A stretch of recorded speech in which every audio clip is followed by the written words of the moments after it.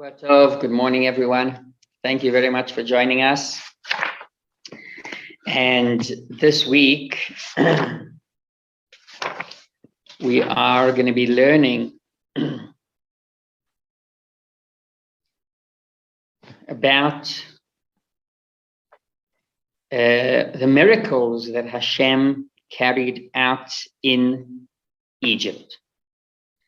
And this is a very interesting, quite a few we call makos, plagues, that Hashem brought upon the Egyptians. And each plague has not only a technical difference between the plagues, that, let's say, for example, the first plague was blood, turning all the rivers into blood, turning all the water into blood. And the second plague was the frogs. It's not just a technical difference, because we know that the plagues weren't just for revenge or for punishment. They were there to teach Mitzrayim. V'yadu Mitzrayim ki ani Hashem. The plan behind bringing all these plagues onto Mitzrayim was for a specific reason, to teach them about the existence of Hashem and about the power of Hashem. So we'll see the meaning behind a few of these makos, a few of these plagues.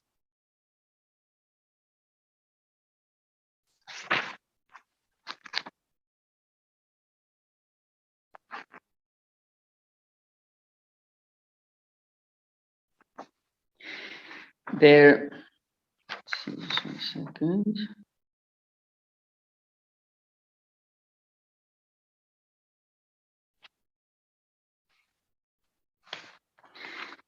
By the way, this idea of the Yadu Mitzrayim ki ani Hashem, that the Egyptians should know that I am God, isn't only strictly for the Egyptians, but also to Am Yisrael.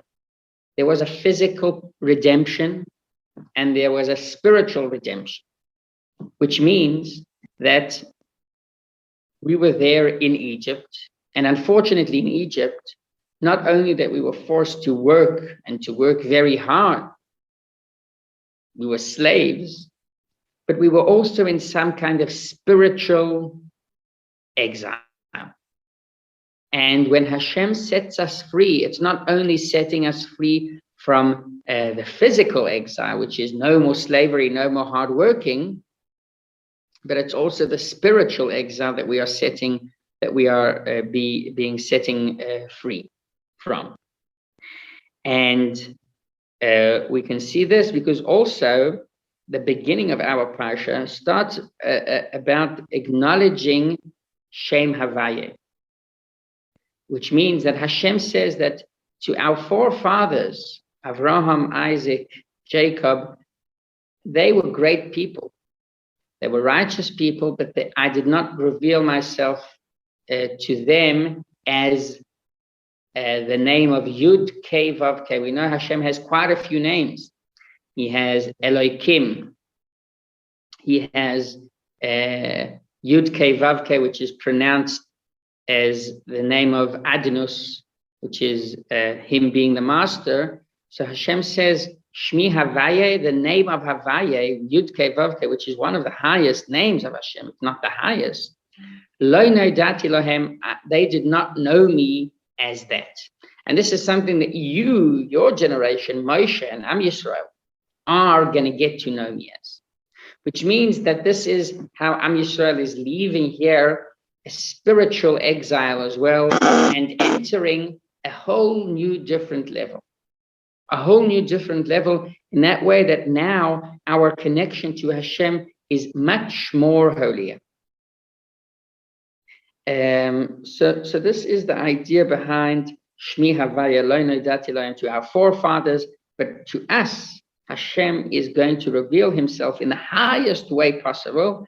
And this is specifically and mainly when it comes to Matan Torah.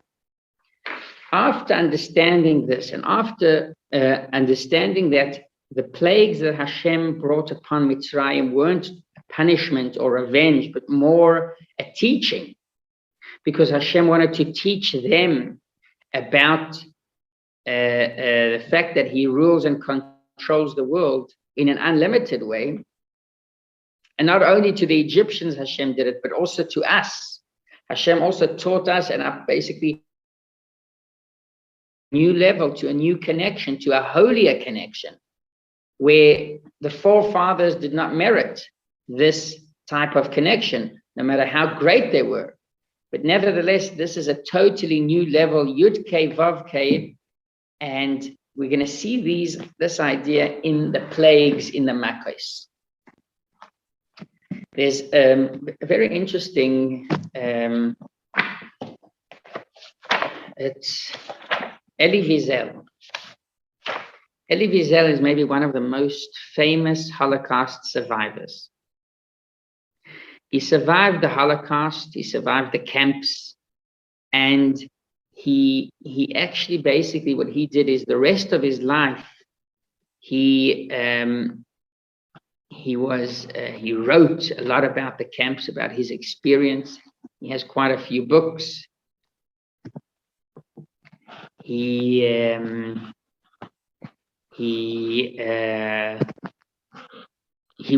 spoke a lot in public events, and he had to do a lot with Yad Vashem.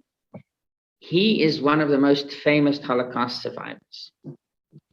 And he had an interesting connection with the Rebbe. And we can see it in a few occasions. One occasion was just describing the Rebbe's Fabregans.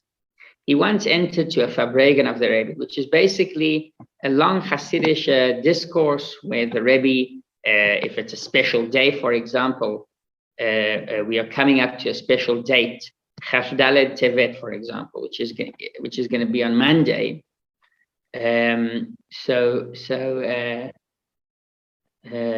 I think it's Tuesday. Monday, not Tuesday. And he entered this gathering in 770 where the Rebbe basically held these Fabregans. And he entered that, he entered the Fabregan, and he described the way he described the Rebbe's Fabregans was that the Rebbe carries the suffering of all Klal Yisrael on his shoulders. That is the way he described the Rebbe's Fabregans. Because there is something to it. By the way, each one had a different way of describing the Rebbe's Fabregans. So Ellie Wiesel, this was his approach. He was able to see how the Rebbe was carrying the suffering of the Jewish people in our generation. And Ellie Wiesel had also, there's an interesting video about the Rebbe telling Ellie Wiesel not to be beroiges. In Hebrew, there's an expression, broges means that you are upset about something, and therefore you disconnect your connections. If you are beroges with someone else, which means you are a bit upset with what he did, or a bit angry about him, you disconnect yourself from the person. That's the idea of broges. And the Rebbe told him, don't be beroges with HaKadosh Baruch Hu, which means don't be upset at Hashem and therefore disconnect yourself to him. And there are various letters where the Rebbe tries to convince him to get married, because the Rebbe's opinion about winning the Nazis and winning Nazi Germany was that our true win over Hitler, Yimach Shemoy, and over the rest of the Nazis that killed us throughout that period of time, what is the way to beat them? What is the way to win this war? Is to bring more Jewish lives into the world. This is what the Rebbe said all the time. The Rebbe said that if you're not going to get married, you're basically supporting what they wanted to do, because they wanted to wipe us out. And you're not going to get married, you're not going to have children. you are basically giving into them. Yes, you might be upset. You might not want to bring children to such a world. You might not want to continue living as an observant Jew. You might be a bit angry with what happened with Hashem. But nevertheless, winning Germany is only through bringing more Jewish souls into the world. And Ellie Wiesel, it took him quite a while to accept this and to actually do this. But he says that when he got engaged and had his engagement, so he got lots and lots of flowers and bouquets and everything from many people. But he says the best, biggest, most beautiful set of flowers, basket of flowers that he got was from the Rebbe. So when he got engaged, the Rebbe made sure to send him a nice bunch of flowers, and he says that it was the most beautiful out of everything that he got. So what is the point there of this discussion between the Rebbe and Ellie Wiesel and their whole relationship regarding this topic? Ellie Wiesel was very upset. He was in a certain way cross that such a terrible thing can happen. And there's something true about his anger, right? Because this isn't something that we could imagine could happen. But nevertheless, this energy that he had of negativity, the negative was because he knew that Hashem exists. Which means that he asked Hashem, well, how can you do such a thing? How could such a thing happen? And this shows that after all, he cared about Hashem.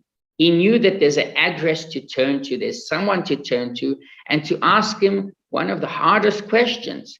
How can this happen? How could you do such a thing? This is basically what Ellie Wiesel, the whole story, and at the end, right, he accepted, and once again he got married, and everything was fine. But the point where he started from is negativity.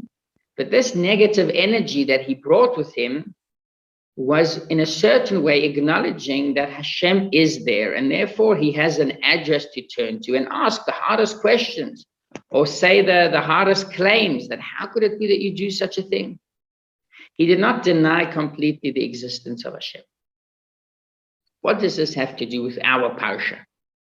Why are we talking about Ellie Wiesel and about his relationship with Hashem? And basically what we're going to talk about is negative energy, negativity. What is our approach to that? So we know that throughout the generations, there are basically three ways to relate to Hashem. The way that Gentiles relate to Hashem. We've got the prophet by the name of Bilam. We'll read about him in quite a few parshas, in Parshas Balak, which is in Chumash Bamidbar, after Pesach time. And that relationship between one Gentile and Hashem was a relationship where Balak understood where Bilam understood that Hashem is the ruler of the world. And therefore he tells Balak, and he tells the king, and he tells the advisors of the king, the ministers of the king, listen, I am not going to be able to disobey what Hashem tells me. Lo uchal la'avor et pi Hashem. I cannot disobey his commands, and therefore I cannot curse Am Yisrael, even if you pay me a house full of gold, of silver, of whatever it is. I'm not going to be able to disobey what Hashem tells me to say. So this is a very good Gentile who understands that Hashem is the ruler of the world, and therefore you've got to listen to him. Then we've got a second person who is in our Parsha, Paroi, Pharaoh. Paroi, he is basically, Paroi is basically, He did not deny the existence of Hashem. He accepts the existence of Hashem, but he says that Hashem has nothing to do with me. Against Hashem. There aren't any negative energies against Hashem. He is, the word in Hebrew is adish, which means he says, okay, I don't mind if Hashem exists, but it's not going to affect my life. And this is perfect for the land of Egypt. The land of Egypt has a very important resource till this very day, which is the Nile River. In Egypt, there's not much rain. Therefore, the people there do not turn their heads up towards Hashem, towards the skies, and pray for rain. They don't need rain. They have the Nile River that supplies water for them. And it's been like that for thousands of years already, because until this very day, they get their supply of water mainly from the Nile River. And when other countries, there's been not long ago, big argument between Egypt and Ethiopia regarding the Nile River, basically regarding the Nile River, where I think Ethiopia wants to take part of the Nile River, and the Egyptians are really against that because, again, that's their source of life, the Nile River.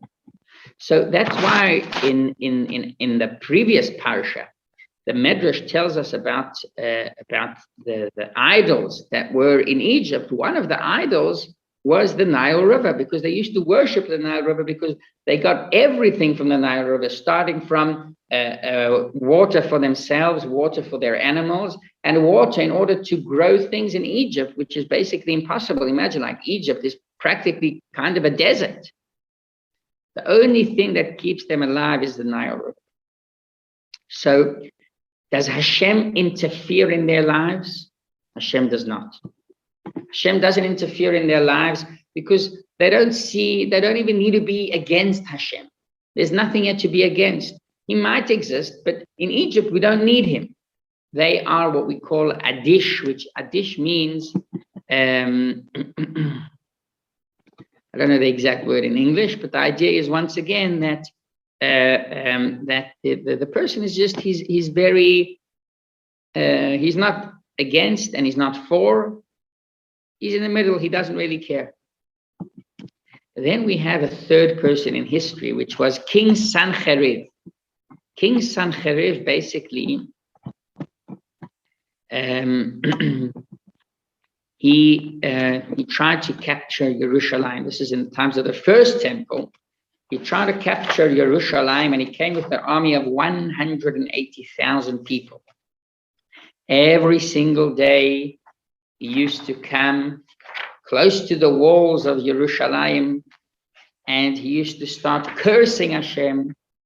And he used to start, it says, Sancherev chilef v'gidef b'yosef. He said that Hashem does not exist at all. He said that there is no such a thing. That was the whole approach of Sanchez. So Sanchez seems to be the worst because he curses Hashem. He says that Hashem does not exist. And nevertheless, that's true. Sanchez is the worst. But there's something very, very bad which needs a very special treatment in the life of Paro, in the lifestyle of the Egyptians. There's something very, very bad about just being there in the middle, not against and not for. And this comes once again to what we spoke about Ellie Wiesel. Ellie Wiesel had this negative energy. But when you have negative energy, that really means that truly in your heart you believe that Hashem exists. And that is why you are against it. That's why you are always trying to be negative. Because you acknowledge that he's there. You know that there's an address, and you come to that address with lots and lots of claims.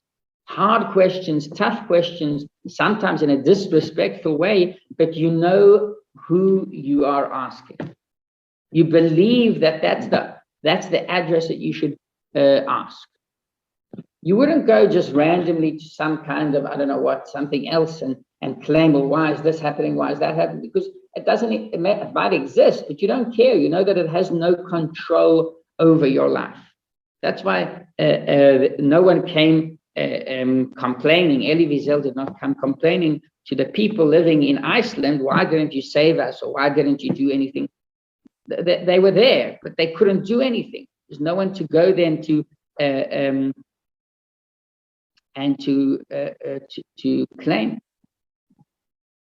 That's just an example, right? It might not be 100% because I think everyone could have done something, but people that did not know about it. Let's say this a tribe in Brazil, in the forest of Brazil by the Amazonas, right? No one's going to come and complain to them. Why didn't you do something about it? They exist, but they don't. They aren't part of this part of the world. They have no influence. But let's go back to the story with Sanchez. Sanchez, when he curses Hashem, when he says that there's no Hashem, Hashem does not exist, this comes from a point in the soul of the person, in the existence of the person, where he actually believes that Hashem exists, Hashem has the ability to influence, to make changes, to actually run the world, and therefore he's doing whatever he can to chase him out. Cursing, saying that he doesn't exist, but it really bothers him. That's why he's so negative against it. So in a certain way, King Sanchez wasn't that bad. The worst is Paro, the worst of the Egyptians, because they don't even care about the existence of Hashem. To them, Hashem is a distant tribe living in the forests of Brazil. That is some kind of klippa. That's some kind of impurity that we don't know how to deal with. That's a very, very low level in Tumah. And that's why we know that the Egyptians, that was the worst place to be, Egypt. Egypt was the most tameh place. It was the most impure place in those days. 49 gates of Tumah, and Am Yisrael were deep inside there. That's why Am Yisrael did not only leave exile in a physical way, but in their spiritual way, they also left exile because they were there in an impure environment. Let's talk about the plagues. There were all kinds of plagues, but there's one unique plague that the Medrash tells us that Hashem had to use this plague in order to teach the existence of Hashem, of himself. And the plague is, out of all the plagues, it wasn't the worst one. We know the worst one was Makat Bechorot, where the firstborn were all killed. The Makkah of darkness was a terrible, terrible Makkah. It was a terrible plague, darkness. 3 days, they couldn't even move. Right? All the animals coming, entering, and eating people, killing people. That was also very bad. Here's a Makkah that was a necessary Makkah. It wasn't the worst, but it was the most important one in the way that it was there to teach the Egyptians. The Makkah of frogs, the plague of frogs. Hashem brings all these frogs and they cause a whole bombardment over there. They are not letting the Egyptians to bake, to cook, to sleep, they couldn't do anything. And what is so important about the frogs? In our world, we know that there are positive creatures and negative creatures. Positive creatures such as a cow, such as a goat, where you benefit from them. You benefit from them, you can drink milk, you can eat meat, you can cover yourself with wool. These are positive creatures. We have negative creatures. Lions, which in a certain way are negative because once again, they can harm and they can kill and the benefit isn't that clear. But nevertheless, even the negative creatures, they are able to carry out what Hashem wants in their own ways, such as the Medrash tells us, that when Hashem wants to punish an evil person, a bad person that deserves a punishment, he uses the snake. So the snake is a negative creature, but it has its own way of serving Hashem. Then there's a type of creature that isn't good nor bad, and that's the frog. The frog did not pick a side. There's no real good use to it, and it doesn't harm, it doesn't do anything bad. Hashem takes the frog to teach the Egyptians, no, even though you guys think that you aren't good nor bad, you are in the middle, you don't care about Hashem, I'm going to take the animal that seems also not to care about Hashem because it's not good or bad, and he will be the one to teach you my existence.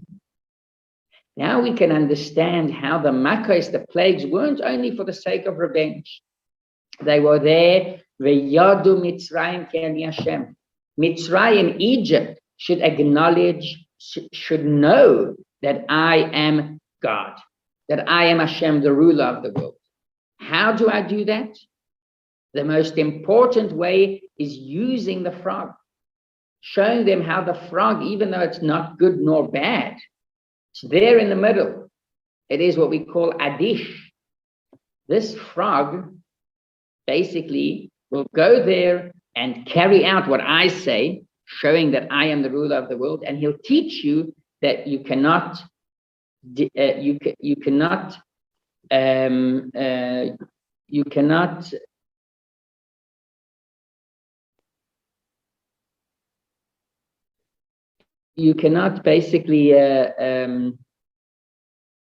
not deny my existence, because they didn't deny the existence. They didn't care about the existence. You cannot basically close your eyes and not see me here.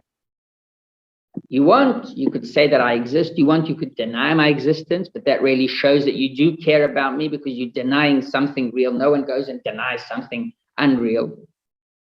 And that is the power of the frog. So what we can learn from that is that sometimes you see a negative person, doesn't mean that he's really negative. Because if he would really be negative, he would just not pay attention. And when he's negative, it means that in a certain level in himself, he knows the truth. He knows that, that the existence of Hashem is true. Wishing you a Shavua Tov and a Boker Tov.